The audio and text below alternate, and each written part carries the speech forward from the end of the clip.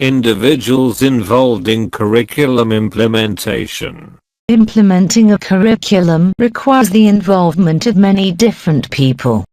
Each is a key player in the change process.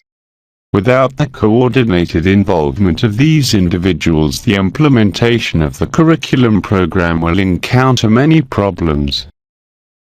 Among the key players identified are teachers, students, principals or headmasters, assistant principals, district education officers, state education officers, curriculum developers, academics, parents, interested political officials and lay citizens. In a centralized system, the national curriculum is developed at the national level and passed on to the individual districts and schools to be implemented. teachers. Without doubt, the most important person in the curriculum implementation process is the teacher. With their knowledge, experience and competencies, teachers are central to any curriculum improvement effort.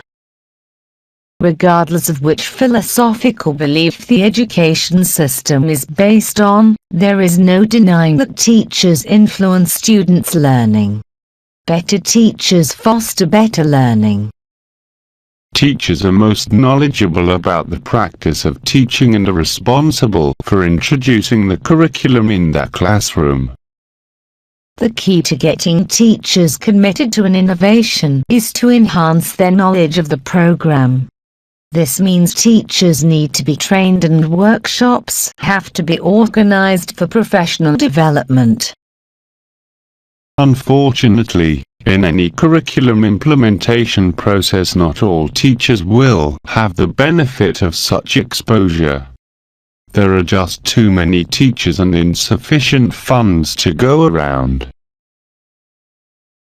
The most common approach is to have one-day workshops given by experts, with the lecture method being the dominant pedagogical strategy. Among the many extrinsic factors identified that may impede curriculum change are adequacy of resources, time, school ethos and professional support. The intrinsic factors are professional knowledge, professional adequacy and professional interest and motivation. Hence, professional development of teachers is an important factor contributing to the success of curriculum implementation. To what extent have teacher education programs required prospective teachers to study curriculum development? Some view teachers as technicians and as such do not include curriculum development in their teacher education programs. Did you study curriculum development in your training as a teacher? Certainly, an adequate teacher education program should include curriculum development, both the theory and the work of curriculum development, if teaching is to be a profession and if educational opportunities for learners are really to be improved. Some topics to be addressed in designing professional development opportunities for teachers who are implementing a new program.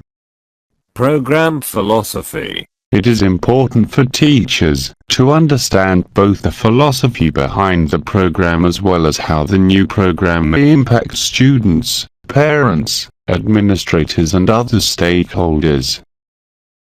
Content. Teachers may find the curriculum introduces content with which they are unfamiliar, which they have not taught for a while, or which is familiar but presented in an unfamiliar way. For example, using a problem-solving approach rather than a topical approach.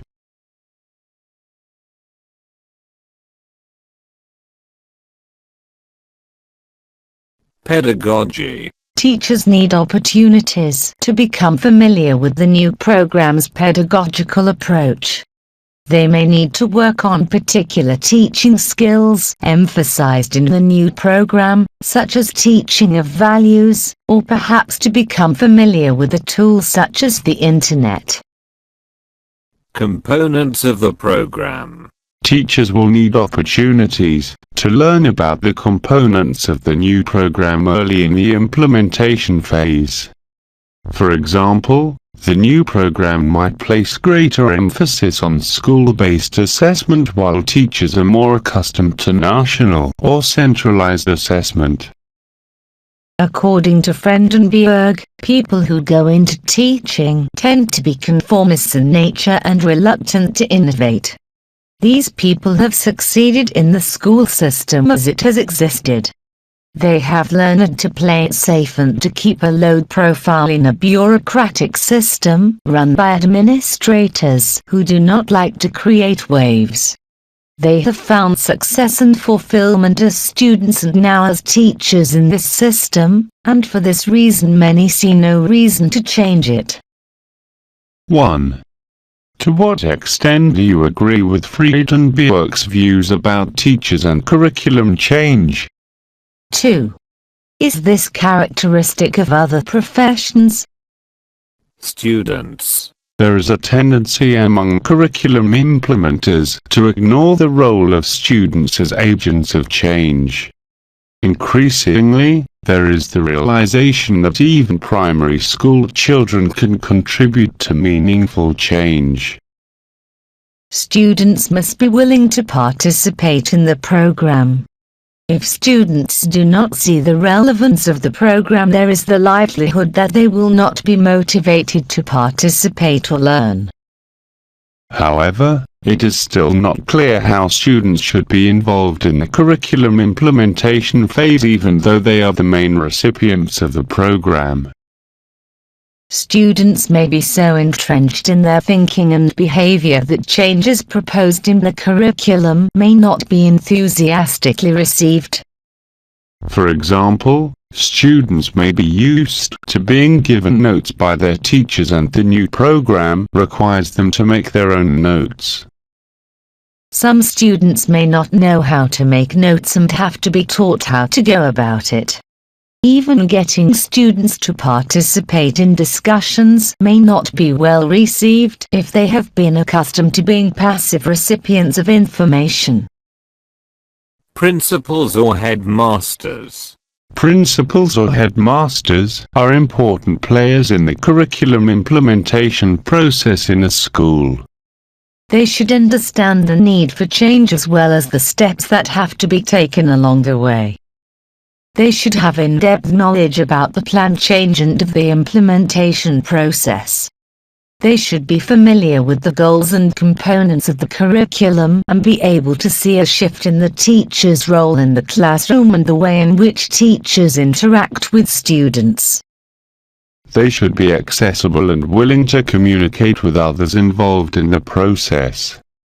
Establishing a two-way information flow will give principals or headmasters a chance to stay on top of issues that need to be addressed.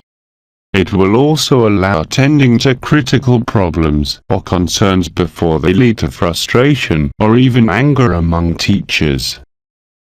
Lines of communication are best set early to disseminate information to people as well as to provide a platform in which they can voice their concerns. Information gathered from listening and talking to people will also help principals or headmasters to focus on the areas that need attention. They should be able to convince parents on the merits of the new curriculum and how the new pedagogical strategies can become more meaningful for their children. For example, they may need to speak to parents and the community on the new curriculum. It is important that they give the message that they have thought carefully about the need for change, that they have anticipated the issues that will arise and have a plan for addressing the issues. They should keep in mind that even the best laid plans can meet unexpected challenges.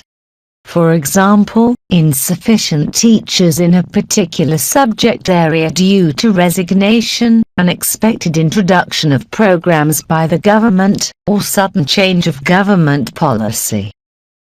For this reason, a flexible implementation plan may be necessary to be adapted and revisited along the way.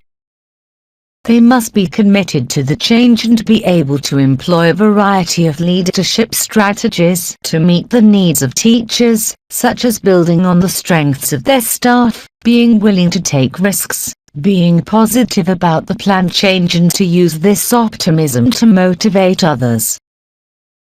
Parents. Besides teachers, students and school administrators, parents also play an important role in the implementation process. For example, when parents see a subject being taught in a way that is unfamiliar to them, they naturally have questions about what is going on. When children bring homework from school that parents feel unable to help with, they feel confused and lost. To be successful, any new program needs to be embraced by parents. One way of reaching out to parents is to organize workshops for them focusing on the new curriculum. The workshops should be designed to help parents better understand theory content and philosophy. Parents need an opportunity to share their concerns and voice their support in an open forum. These workshops should be conducted by teachers so that they may explain what is really going on in the classroom. Another approach in reaching out to parents is to make available information on curriculum change on the internet. For example, the government of the province of Alberta in Canada has on its website a curriculum handbook for parents containing information on the subjects, programs and courses available in all schools. 1.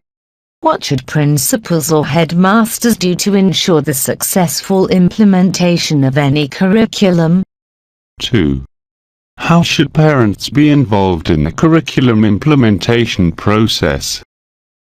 Implementing curriculum in the classroom. The final destination of any curriculum is the classroom. As we enter the classroom, decision-making becomes the responsibility of the teacher. Up to this point, curriculum implementation was discussed at the program level and decision-making was of a programmatic nature, though we did discuss briefly the role of the teacher. Now classroom teachers will take over and make decisions of a methodological nature. They will be answering questions like, what objectives do I hope to accomplish as a result of instruction? What topics or content will I have to cover? What teaching methods or strategies should I use to direct learning and achieve the objectives? How do I evaluate instruction to determine whether I have successfully achieved the objective? an example of an instructional model. Implementing instruction in the classroom includes specifying instructional or learning goals, selecting content, selecting learning experiences and choosing techniques or tasks to evaluate instruction. Where and how does the teacher begin to plan for instruction? Let's look at 3 examples of planning for instruction. Teacher X Takes the textbook and divides the number of topics by the number of weeks in the school year. For example, one topic may be taught over 2 or 3 lessons. The sequence and subheadings of the respective topic guides the presentation of the content. He or she may prepare some notes for students, ask some questions during class, which may come from the textbook, and give group assignments to clarify points in the topic or topics. Teacher Y Selects a topic for study for the week or over a number of lessons using all kinds of resources related to the topic. The resources may include the textbook, reference books, websites, magazines, etc. A problem-solving approach is adopted where students look through various sources of information to solve a problem. Teacher Z comes to class without knowing what he or she will cover. A theme or issue is written on the blackboard and students are expected to contribute their understanding and interpretation about the theme or issue. While some may argue that this is spontaneity, others, less kind, might term it non-planning. These three approaches may be extreme, but there are many teachers who fall into one of these categories. These teachers may follow the curriculum or follow the plan in general terms. All three approaches may not specify the instructional objectives or learning outcomes students are expected to accomplish. In most cases, teachers adopt an eclectic approach. For example, they combine one or more methods. Instructional objectives or learning outcomes are statements indicating what you want students to know, to do and to value after having completed a lesson. Why instructional objectives? Instructional objectives do the following. Make it clear to teachers what changes they want students to achieve. Help in choosing the appropriate learning experiences to achieve the changes or learning desired. Inform students of what is expected of them. Indicate what will be important in assessing the lesson. Lesson plans are used in planning for instruction. A lesson plan is simply an outline prepared in advance of teaching, so that time and materials will be used efficiently. Ideally, different lessons require different lesson plans and different students require different lesson plans. Figure depicts a generic outline for a lesson plan which consists of objectives, prerequisite knowledge, learning experiences, teaching methods and learning activities, instructional aids and resources, assignments, and evaluation tasks or techniques. The teacher with less experience will have more details included in the lesson plan. However, it is desirable for both experienced and inexperienced teachers to prepare complete lesson plans to fully communicate their ideas.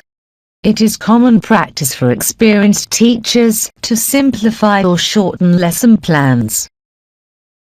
As teachers gain experience, less detail in planning is possible. Once the lesson plan has been made, the teacher can begin to demonstrate his or her style and skills of teaching. Summary: curriculum implementation is the interaction between those who have created the program and those who are charged to deliver it. Implementation is the carrying out or the practical application of a method, procedure or desired purpose. According to Loewen, change is determined by driving forces and restraining forces. To bring about change, it is better to reduce the power of the restraining forces rather than increase the driving forces. People resist change because they lack understanding, competencies, ownership, incentives and time. Curriculum change can take the following forms: substitution, alteration, perturbations, restructuring and value orientation. The factors influencing curriculum implementation in schools are adequacy of resources, time, school ethos, professional support, professional knowledge, professional attitude and interest.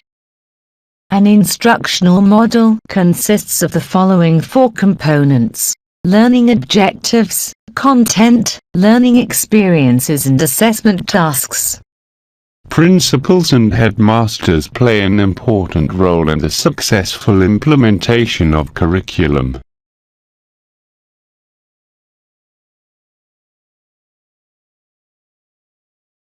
Identify some problems in the implementation of the primary school integrated curriculum, KBSR, and the secondary school integrated curriculum, KBSM. Describe how the teaching of science and mathematics in English was implemented in your school. New curriculums often fail to become established in schools because the importance and complexity of the implementation phase is not understood. Discuss